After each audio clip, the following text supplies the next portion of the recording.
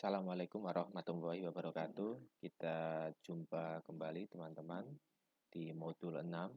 Modul 6 ini kita akan membahas tentang perencanaan evaluasi pembelajaran. Jadi, sebelum ini kita sudah mengupas tentang bagaimana evaluasi pembelajaran model higher order thinking atau HOTS ya.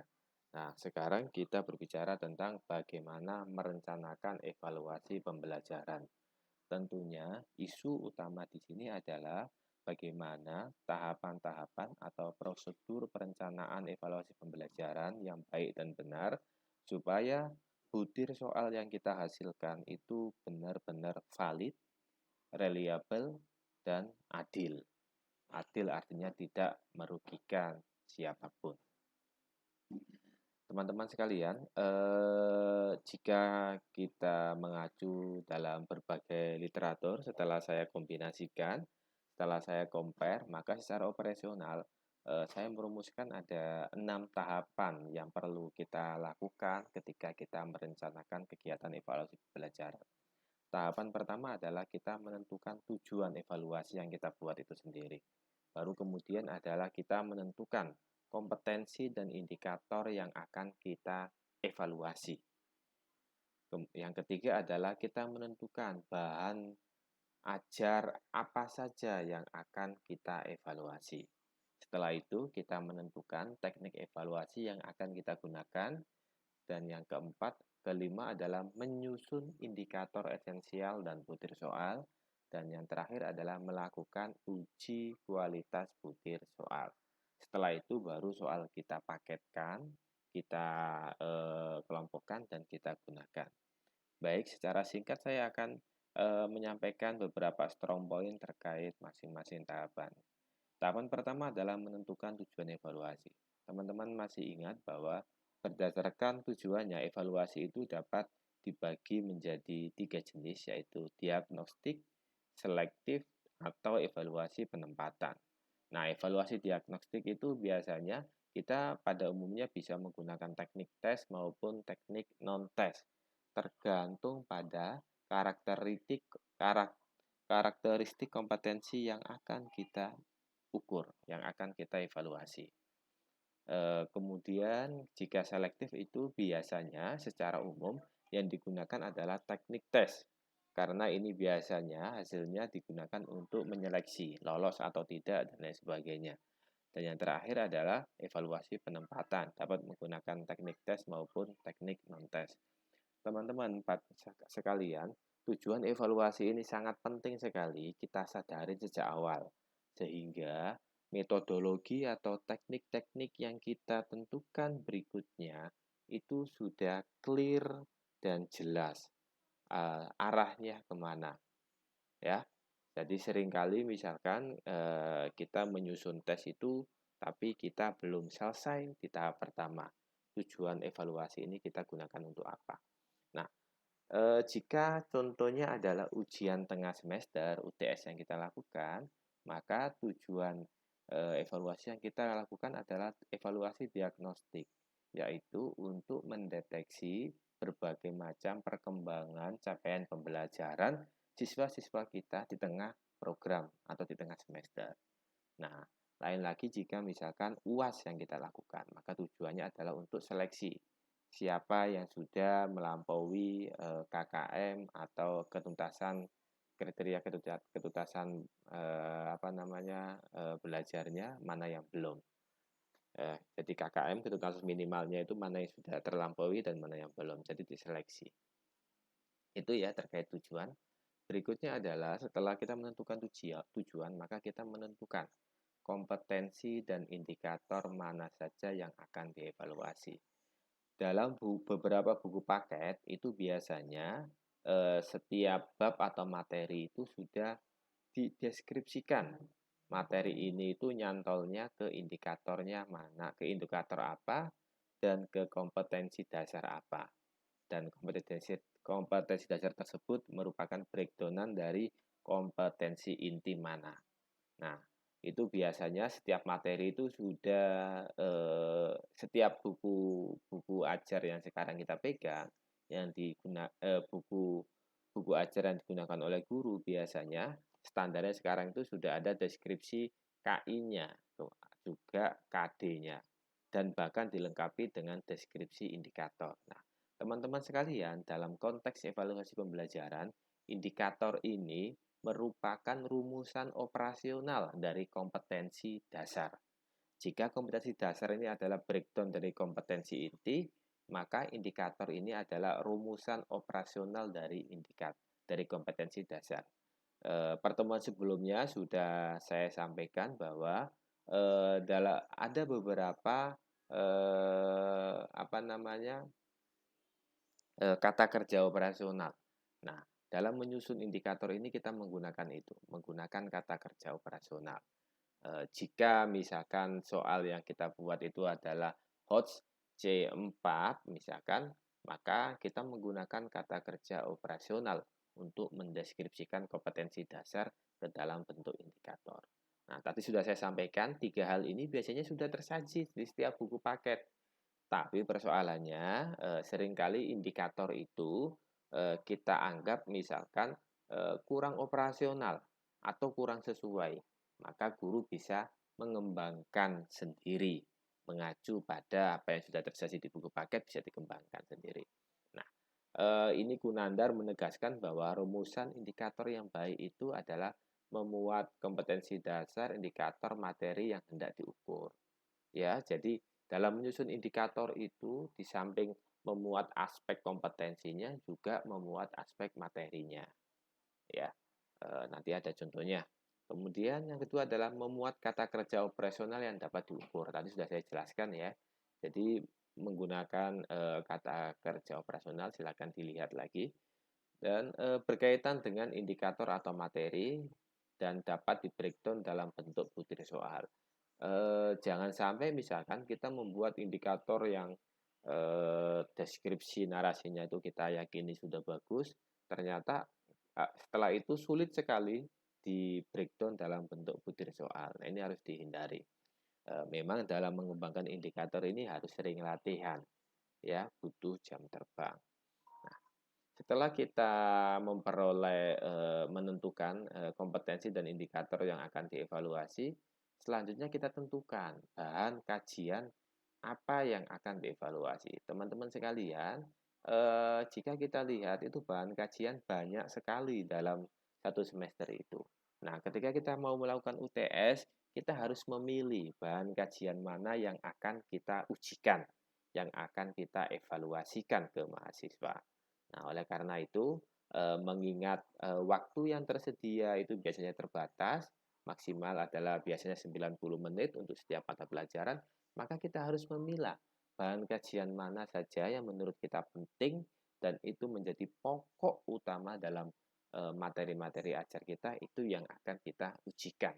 Atau bahan kajian yang direct, yang langsung berdampak pada memberikan kontribusi pada capaian kompetensi dasar dan kompetensi inti. Itu yang kita ujikan. Sedangkan bahan kajian yang sifatnya pengayaan itu bisa kita tidak prioritaskan.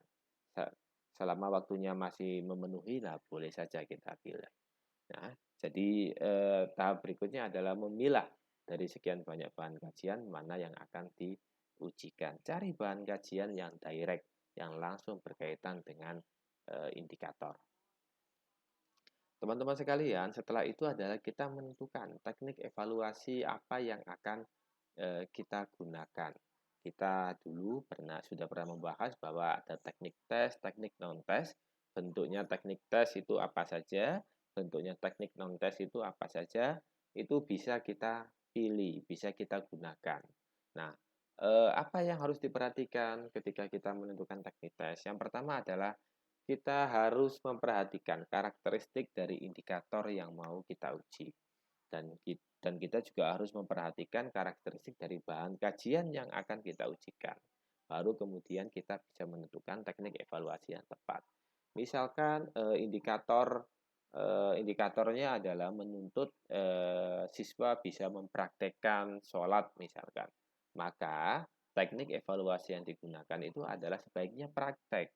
bukan multiple choice atau tes objektif ya, apalagi esai, tapi sebaiknya praktek karena itu lebih otentik. Jadi prinsipnya ketika memilih teknik tes itu, teknik evaluasi itu, kita harus bisa menangkap karakteristik, indikator, dan bahan kajian yang akan kita uji. Karena dengan begitu teknik yang kita gunakan itu memungkinkan akan mampu menggali informasi secara otentik ya. Nah, dalam beberapa literatur disampaikan bahwa kalau kita melihat karakteristik indikator berdasarkan KI-nya, maka indikator pada KI 1 yaitu aspek religius itu biasanya menggunakan teknik non-tes. Indikator pada KI 2 yaitu sikap sosial itu juga biasanya non-tes, bisa juga tes. Indikator pada KI 3 yaitu pengetahuan biasanya menggunakan tes. Dan indikator pada KI 4 keterampilan biasanya menggunakan tes. Ini bukan sesuatu yang wajib ya, artinya saya sampaikan bahwa sebagian besar indikator-indikator berdasarkan KI itu menggunakan teknik-teknik sebagaimana yang saya sajikan di sini. Namun tidak menutup kemungkinan bahwa pada KI 2 kita teknik yang kita gunakan adalah teknik tes itu sangat memungkinkan saja.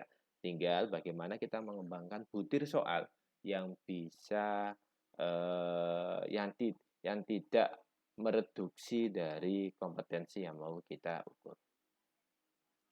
Teman-teman sekalian, tadi ada indikator. Nah, sekarang adalah indikator esensial. Jadi setelah kita menentukan teknik evaluasi yang akan kita gunakan, maka selanjutnya adalah kita mengembangkan. Maaf, ini bukan menentukan ya, merumuskan. Saya ganti langsung saja. Oke, nanti di modulnya akan saya ganti juga. Kita merumuskan indikator esensial dan butir soal. Teman-teman sekalian, secara sederhana, indikator esensial ini adalah deskripsi dari dasar pertanyaan yang akan kita gunakan pada tiap butir soal. Kita sepakat bahwa butir soal yang kita rumuskan itu adalah soal HOTS, ya kan? Soal higher order thinking. Jadi soal yang menuntut keterampilan tingkat tinggi. Nah, tidak mungkin kita bisa menyajikan soal HOTS jika tidak ada dasar pertanyaan atau stimulan.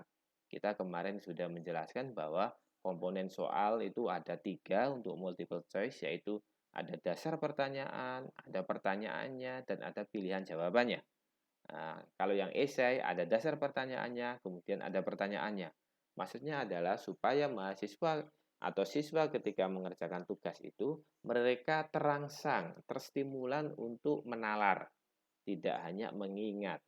Nah, di sini saya kasih contoh, misalkan indikator esensialnya itu bunyinya adalah disajikan sebuah fakta sejarah tentang peperangan Pangeran Diponegoro, kemudian siswa diminta menganalisis sebab-sebab fakta sejarah tersebut terjadi. Nah, setelah ada deskripsi esensial ini, baru saya tergambar butir soal yang akan saya sajikan. Nah, pada Perang Jawa, pada akhirnya Pangeran Diponegoro ditangkap Belanda dan diasingkan. Nah, itu adalah dasar pertanyaannya. Nah, pertanyaannya adalah analisislah bagaimana kondisi peperangan pada masa itu dan mengapa Pangeran Diponegoro pada akhirnya kalah melawan Belanda. Melalui butir soal ini, saya ingin merangsang siswa untuk menalar bagaimana peperangan antara Pangeran Diponegoro dan Belanda dan faktor-faktor apa saja yang menyebabkan Pangeran Diponegoro akhirnya kalah berperang. Kenapa soal ini penting? Karena saya ingin mewariskan nilai-nilai penting dalam sejarah, bahwa faktor-faktor yang menjadi penyebab kalahnya Pangeran Diponegoro dalam perang melawan Belanda itu harus menjadi pelajaran bagi kita. Sehingga ke depan kita sebagai bangsa Indonesia itu supaya menjadi bangsa yang kuat, tidak mudah dijajah dalam bentuk apapun, walaupun penjajahan, termasuk penjajahan dalam bentuk budaya. Nah, itu contoh butir soal esai dan juga indikator esensialnya. Bunyi indikator esensial ini adalah mendeskripsikan dari ilustrasi dasar pertanyaan yang akan saya gunakan. Ini contoh kedua, yaitu disajikan ilustrasi studi kasus tentang kegiatan evaluasi yang dilakukan guru meliputi aspek yang dievaluasi dan bentuk instrumen evaluasi yang digunakan. Kemudian siswa diminta untuk menilai teknik evaluasi yang digunakan serta jenis kompetensi apa yang diukur. Nah, bunyi butir soalnya adalah Bapak Ferry, seorang guru PAI Min Jakarta, ingin mengetahui pemahaman siswanya tentang perjuangan para ulama di masa penjajahan Belanda dan Jepang. Ia membuat soal tes pilihan ganda dan para siswa diminta untuk menjawabnya pada lembar jawaban. Selanjutnya, Pak Ferry menghitung jawaban benar setiap siswanya dan memberikan nilai pemahaman siswa sesuai dengan jumlah jawaban benar tersebut.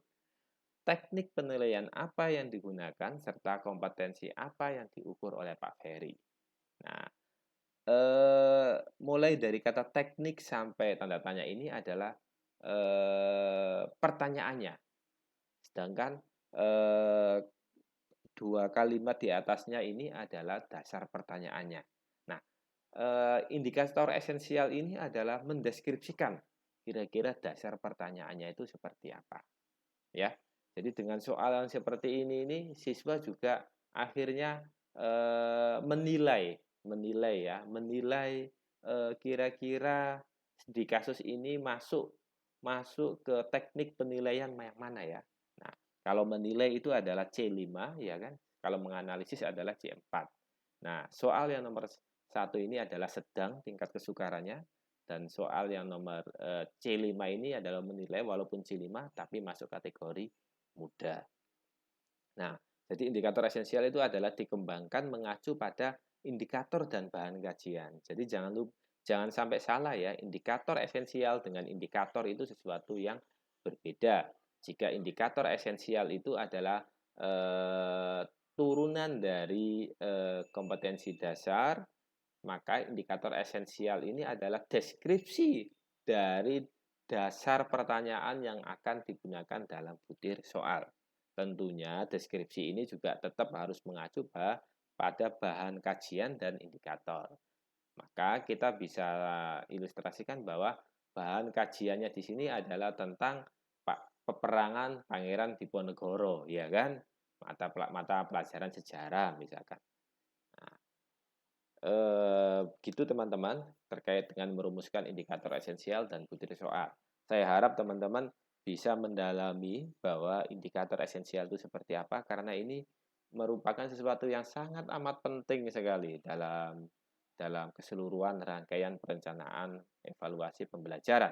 Karena dengan adanya indikator esensial ini, maka kita terbantu untuk merumuskan butir-butir soal yang hot tadi. Nah, setelah kita memiliki butir soal semuanya sudah kita susun, maka kita harus melakukan uji kualitas butir soal.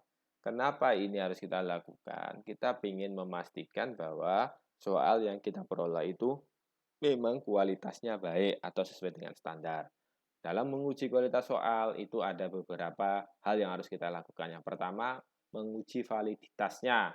Validitas itu adalah soal ini harus kita pastikan bahwa dia mengukur kompetensi dan materi yang tepat. Jadi bunyi soalnya ini memang sudah sesuai dengan kompetensi dan bahan kajian yang mau diukur. Uji reliabilitas butir soal, yaitu soal ini hasil pengukuran dari soal ini konsisten. Jika siswa yang nilainya pandai ya dia bisa mengerjakan soal tersebut. uji tingkat kesukaran butir soal. Teman-teman sekalian, distribusi soal kita itu harus proporsional. 25% itu mudah, 50% sedang, 25% sukar. Jadi kita harus memastikan bahwa soal-soal kita itu